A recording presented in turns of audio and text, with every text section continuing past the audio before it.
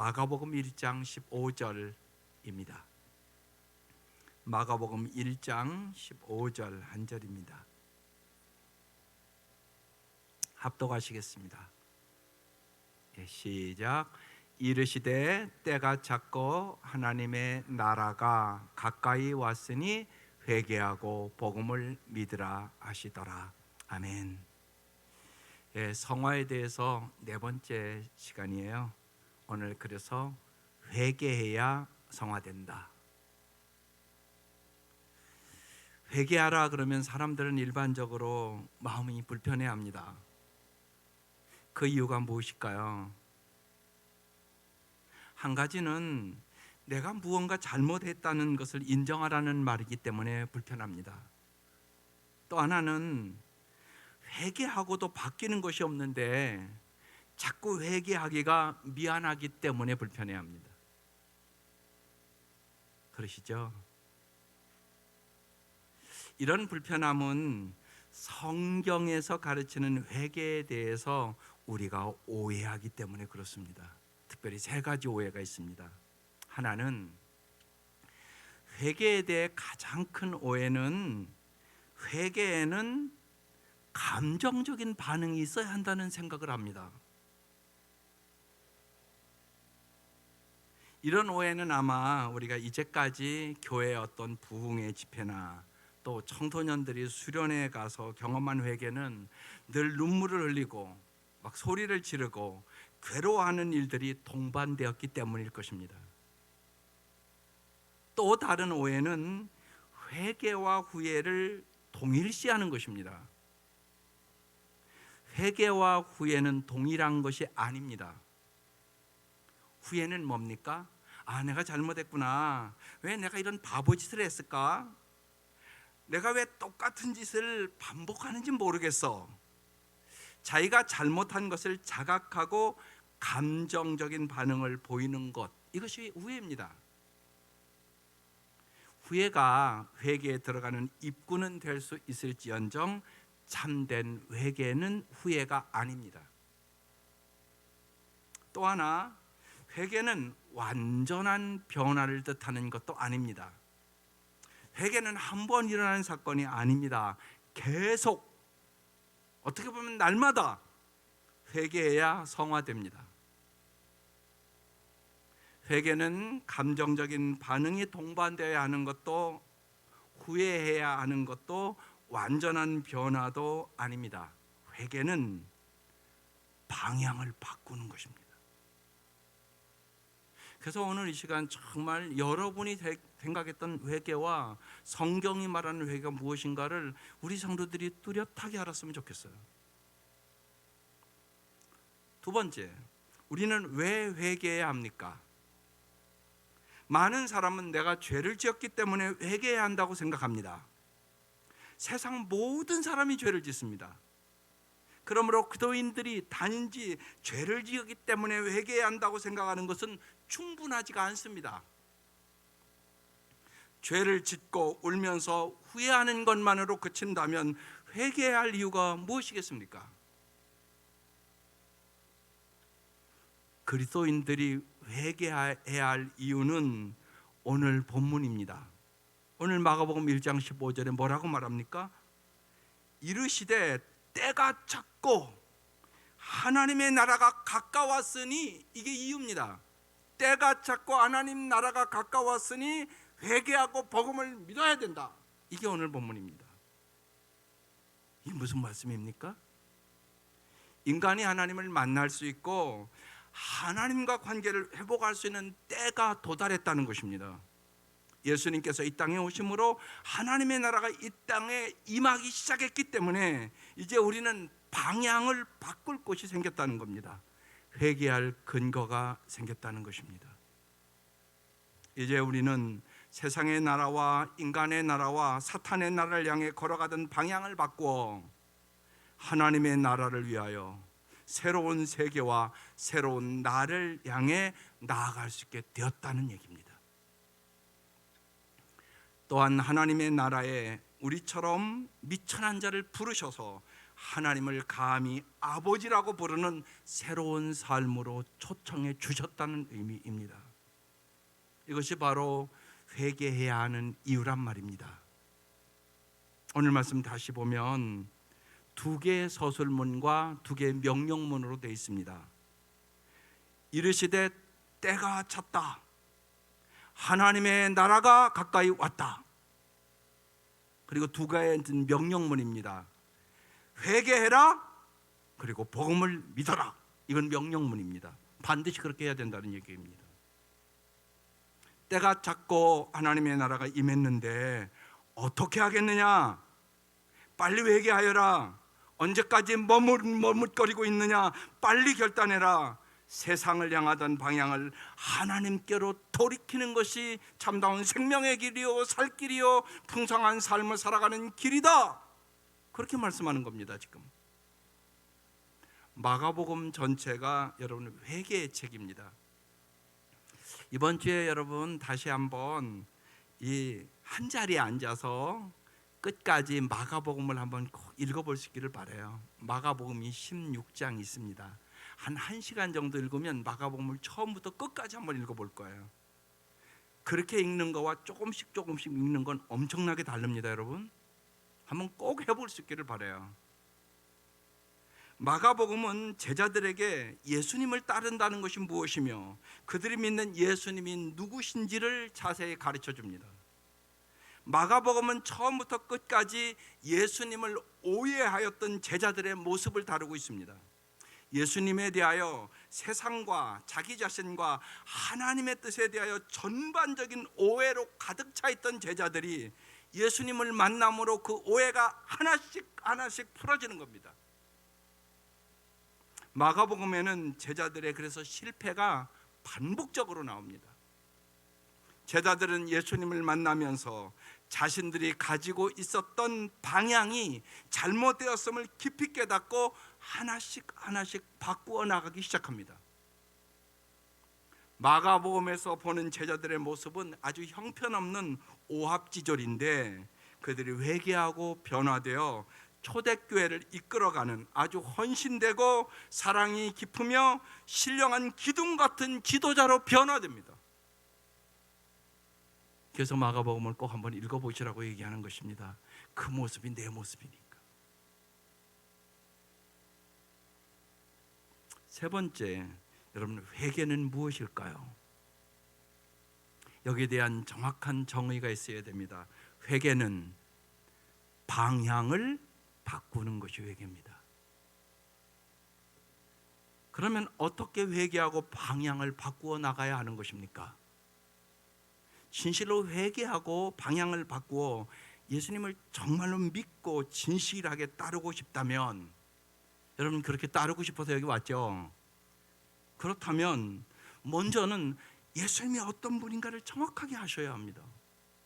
또한 예수님이 어떤 관심을 갖고 계시고 예수님이 우리의 삶에서 어떤 인간관계를 원하시며 어떠한 마음과 사명을 가지고 계시는지를 정확하게 성경을 통하여 아셔야 되는 것입니다. 오늘날 많은 기도인들이 예수님을 잘 모릅니다. 예수님을 잘 모르니까 어떻게 예수님을 따라 닮아갈 수가 있겠습니까? 그것이 성경의 이 제자들의 상태였습니다. 이 모습이 꼭 내 모습 같단 말입니다. 그랬던 제자들이 어떻게 회개하고 방향을 바꾸어 나갔을까요? 그들이 변했거든요. 사도행전에 가보면 완전히 다른 사람이 됐습니다. 여러분은 어떻습니까? 그래서 오늘 말씀이 중요합니다. 세 가지 회개의 영역만을 살펴보려고 합니다. 첫 번째 회개는 나에 대한 관심에서 예수님의 관심으로 눈이 옮겨지는 것이 회개입니다. 정확하게 마음에 이거 새기셔야 됩니다. 무지하게 중요합니다. 마가복음 1장 16절에 이제 예수님이 제자들을 부르는 장면이 나옵니다. 갈릴리 해변으로 지나가시다가 시몬과 그 형제 안드레가 바다에 금을 던지는 것을 보시니 그들은 어부입니다. 예수께서 나를 따라오라, 내가 너희로 사람을 낚는 어부가 되게 하리라 이렇게 말씀하십니다. 그들이 곧 그물을 버려두고 따릅니다. 이거 참 중요한 얘기잖아요. 여러분, 곧 따를 수 있겠습니까? 자기 생계를 집어치우고 따른다는 얘기잖아요. 조금 더 가시다가 세베대 아들 야고보와 그 형제 요한을 보시니 그들도 배에 있어 그물을 깁는데 또 곧 부르시니 그 아버지 세베대를 품꾼들과 함께 배에 버려두고 예수를 따라갑니다.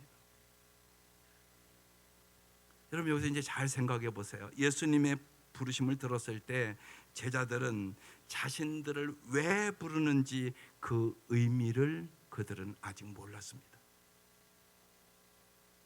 이들이 예수님을 따를 때 이들은 여러분 어떤 생각을 가지고 따랐을까요? 오늘 솔직히 여러분은 여기 왜 오셨습니까? 여러분이 왜 예수를 따르십니까? 이게 우리에게 똑같은 질문입니다. 아마 이들이 처음 예수를 따를 때는 예수님 따르면 출세할 수 있지 않을까? 우리 민족과 이 나라가 지금 망해져 가는데 혹시 이분이 우리가 기다린 메시아가 아닐까? 또 이분이 막 병든 자를 낚고 오병이의 기적도 이루고 막 죽은 자도 살리고 이런 역사가 있으니까 얼마나 매력적이었겠어요. 예수님이 지닌 매력에 아마 끌려 따라갔을 것입니다. 그래서 물어보는 겁니다. 여러분 진짜 예수를 왜 따릅니까? 그런데 예수님의 생각은 어떠하셨을까요? 그래서 마가복음을 쭉 읽어보라고 말씀드리는 것입니다. 마가복음 1장 35절 가면 이른 새벽에 예수님께서 일어나서 외딴 곳으로 나가셔서 거기에서 기도하고 계셨습니다. 그때 시몬과 그의 일행이 예수를 찾아 나섭니다. 그들은 예수를 만나자 모두 선생님을 찾고 있습니다 하고 말하였다. 예수님께서 그들을 만나자 그들에게 말씀합니다. 가까운 여러 곳으로 가자. 거기에서도 내가 말씀을 선포해야 하겠다. 나는 이 일을 하러 왔다. 예수께서 온 갈릴리와 여러 회당을 두루 찾아가셔서 말씀을 전하고 귀신들을 쫓아내셨습니다. 여러분, 우리가 잘 생각해 보세요. 제자들처럼 정말 우리도 정말 순수하게 여러분 처음부터 예수님만을 위하여 주님만을 좋아하고 예수를 따르는 사람은 여기 사실 한 사람도 없습니다. 우리는 다 딴 생각을 하고 예수를 따랐습니다. 우리는 쉽게 예수를 믿으면 내가 좀 더 편안하고, 내가 좀 더 안전하고, 내가 좀 더 사랑받고, 내가 좀 더 성공하고, 내가 정말 행복해지고 싶어서 우리는 예수를 따랐을 것입니다. 여기 혹시 그렇지 않은 분이 있으십니까? 예수를 처음 믿을 때 나에게 복을 주실 것이라는 관심을 가지고 예수를 믿는 것은 좋은 일입니다. 한번 회개하고 방향을 바꾸어 이 제자들처럼 예수님을 따르긴 했건만 예수님이 갖고 계신 주 관심사와는 전혀 관계가 없는 나만의 생각, 나만의 관심, 내 개인적인 욕망으로 예수를 따르면 우리는 허약한 기독교인으로 타락합니다. 세상 사람과 다를 바가 없지 않습니까? 여러분이 추구하는 것이.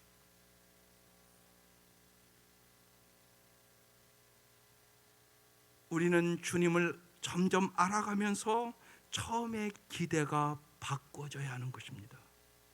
예수님은 내 개인의 필요를 채워주시는 것보다 더 중요한 관심사가 있다는 것을 내가 점점 예수를 알면 알수록 알게 되기 때문에 그렇습니다. 예수님은 내 마음을 위로하시고 나를 격려해 주시는 선을 넘어선 더 큰 사명과 관심이 있으신 분이라는 것을 내가 진실로 알아가기 때문에 그렇단 말입니다. 오늘 말씀에 그래서 때가 찼고 하나님의 나라가 가까이 왔다. 회개해라. 복음을 믿어라. 그렇게 말씀하십니다. 부조리하고 악한 세상 속에서 다른 사람의 죄로 인하여, 세상의 죄로 인하여 고통당하고 잃어버린 사람들을 찾아 회복시키고 그들을 초청하여 하나님의 나라에 들어오게 하는 것이 예수님의 주된 관심사라고 말씀하는 것이에요. 너희는 이제 세상 나라를 위해 살아가는 사람들이 아니야. 너희들은 하나님의 나라를 위하여 살아가는 사람들이라고 이렇게 말씀하고 계신 겁니다. 따라서 복음 전도의 열정을 잃어버린 그도인은 주님의 주된 관심을 잃어버린 사람들인 것입니다. 우리는 누가복음 19장에 돈밖에 모르던 삭개오, 정말 수전노와 같은 그 삭개오가 예수님 만나고 완전히 삶이 변합니다. 정말 내 소유의 절반을 가난한 사람들에게 나눠주겠습니다. 내가 남을 토삭한 것이 있으면 4배나 더해서 갚겠습니다. 예수님 만나고 그의 물질관이 몇 시간 사이에 완전히 변했습니다. 그리고 누가복음 19장 10절에 이렇게 말씀합니다. 인자가 온 것은 잃어버린 자를 찾아 구원하려 함이니라. 예수님의 관심사는 잃어버린 사람들입니다. 삭개오 같은 사람을 구원하기를 원한다는 것입니다. 돈밖에 모르는 사람들, 명예밖에 모르는 사람들, 권력밖에 모르는 사람들. 우리의 주 관심은 무엇입니까? 혹시나 나 아닙니까? 우리의 회개는 그런 나에 대한 관심에서 예수님의 관심으로 눈이 옮겨지는 것이 회개란 말입니다. 예수님의 잃어버린 자들, 세상에서 고통당하는 사람들, 가난한 사람들, 소자와 약한 사람들, 나 자신이 아니라 그들을 보게 하는 것, 이것이 진정한 회개란 말입니다. 나 중심적인 삶에서 이제는 예수 중심적인 삶으로 살아가는 것, 이 방향을 틀어야 진정한 회개의 삶을 살아가게 되는 것입니다. 두 번째, 회개는 섬김 받는 자세에서 방향을 섬기는 자세로 바꾸는 것입니다. 마가복음 10장에 이제 그 제자들의 모습이 나옵니다. 야고보와 요한이 주께 나와 말합니다. 선생님이여, 무엇이든지 우리가 구하는 바를 우리에게 하여 주시기를 원하옵나이다. 그러니까 예수님이 무엇 하여 주기를 원하느냐 이렇게 묻습니다. 그러니까 이들이 주의 영광 중에서 우리를 하나는 주의 옆편에 하나는 좌편에 앉게 주옵소서. 이들은요, 예수님이 이제 왕이 될 것이라고 생각한 거예요. 그래서 예수님 왕 되시면 우리 좌우편에 좀 앉혀주세요 그랬어요. 그러니까 예수님이 이렇게 대답을 합니다. 너희는 너희가 구하는 것을 알지 못하는도다. 내가 마시는 잔을 너희가 마실 수 있으며 내가 받는 세례를 너희가 받을 수 있느냐? 그러니까 그들이 할 수 있습니다. 또 그렇게 대답을 합니다. 예수님께서 너희는 내가 마시는 잔을 마시며 내가 받는 세례를 받으려니와 네 좌우편에 앉는 것은 내가 줄 것이 아니다 이렇게 말씀합니다. 그러자 10 제자가 듣고 야고보와 요한에 대해 화를 냅니다. 무슨 얘기입니까? 야, 우리 다 예수님 따르는데 네가 좌의정 우의정하면 우리는 뭐냐? 그러면서 지금 화를 내고 있는 것입니다. 예수께서 불러다가 말합니다. 이방인과 집권자들이 그들을 임으로 주관하고 그 고관들에게 그들에게 권세를 부리는 줄은 너희를 알거니와. 이게 세상이다. 이게 세상의 가치관이야. 너희 중에는 그렇지 않을지니 너희 중에 누구든지 크고자 하는 자는 너희를 섬기는 자가 되고 너희 중에 누구든지 으뜸이 되고자 하는 자는 모든 사람의 종이 되어야 하리라. 인자가 내가 세상에 온 것은 섬김을 받으려 함이 아니라 도리어 섬기려 하고 자기 목숨을 많은 사람의 대속물로 주려 함이니라. 예수님 이렇게 말씀하셨어요. 여러분, 우리가 살아가면서 인간관계, 세상살이에서 참 중요합니다. 정말 삶은 관계예요. 관계가 좋은 사람만이 행복한 거죠. 그런데 우리는 인간관계에서 두 가지를 얻기를 원합니다. 첫째는요, 모든 사람이 인정받고 싶어 합니다. 또 하나는 여러분이 돈을 많이 벌고 권력을 얻고 명예를 얻기를 원하는 것은 내가 통제하고 싶어서 그러는 것입니다. 명예와 권력은 인간 내부 깊숙이 자리한 아주 강력한 욕망입니다. 아주 사람들의 뼛속 깊이 이런 본질적인 욕망이 있기에 예수님을 따른다고 해도 힘이 있으면 자기 마음대로 권세를 사용하고 싶어하고 그것을 통해 명예를 얻고 힘도 더 얻게 되기를 간절히 원합니다. 이게 우리의 모습입니다. 오늘 이 세베대의 아들 야고보와 요한이 요구한 것이 뭡니까? 예수님 왕 되시면 우리 명예와 권력 좀 주세요, 그 얘기입니다. 그런데 예수님은 오늘 이 마가복음 10장 43절 이하에 너희 중에는 그렇지 않을지니 하나님의 통치를 받는 하나님의 나라에 들어온 너희는 세상 사람들과 같아서는 안 돼, 그렇게 얘기하고 있는 겁니다. 너희가 지도자가 된다면 너희의 힘과 지혜와 경험과 모든 것을 동원해서 너희보다 낮은 자를 섬기는 것이 하나님 나라의 새로운 인간관계다, 그렇게 설명하고 계신 겁니다. 예수님은 한마디로 낮은 자를 섬겨야 된다고 얘기하는 거죠. 우리는 나중심적인 관계를 맺던 방향에서 예수님 때문에, 하나님 나라 때문에 나보다 약한 자를 중심으로 관계를 맺는 방향으로 바꾸는 것, 이것이 회개란 말입니다. 회개는 울고불고 슬퍼해서 바꾸는 것이 아니라 정신을 차리고 주님께서 우리를 위하여 십자가에서 무슨 일을 하셨는지 깊이 묵상하면서 내 중심성이 바뀌는 것입니다. 우리는 아닌 것 같지만 다 우리 모두 자기중심적으로 살아갑니다.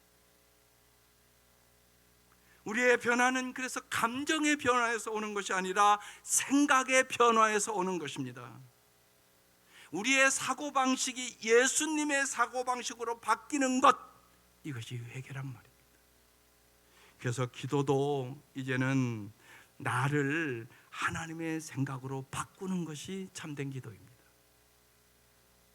그래서 주님은 너희 중에는 그렇게 세상 사람들과 같아서는 안 된다고, 세상의 권력자와 같아서는 안 된다고, 너희 중에 누구든지 크고자 하는 자는 너희를 섬기는 자가 되어야 된다고, 너희 중에 누구든지 으뜸이 되고자 하는 자는 모든 사람의 종이 되어야 한다고, 내가 세상에 그래서 너희를 살려고 와서 십자가에 죽기까지 낮아지고 섬겼다고, 그렇게 말씀하고 계신 것이에요. 여러분, 실제로 생각해 보시면 우리가 사랑하고 섬기면 가정들이 다 행복하지 않겠어요? 이 마음을 가지고 하나님의 나라가 확장되지 않겠어요? 우스운 이야기 아마 들은 분들이 많을 거예요. 한 장로님이 천국을 가셨어요. 집사님이 예수님 우편에서 시중을 들고 계셨습니다. 장로님이 들어서자 베드로가 저 식탁 끝자리에 앉으라고 자리를 배정해 줬어요. 장로님이 베드로에게 서운해서 나를 어떻게 여기 앉힙니까? 베드로가 주님께서 높은 사람이 섬긴다고 하셨는데 당신은 땅에 있을 때 별로 섬기지 않았지 않았냐고. 장로님이 가만히 보니까 목사님이 보이지 않았습니다. 목사님은 어디 가셨어요? 설마 안 온 것은 아니시죠? 베드로 대답하기를 목사님은 배달 가셨어. 우스운 얘기지만 그래서 저도 배달 가지 않으려고 열심히 섬기려고 그럽니다. 리더는 낮아지는 것입니다.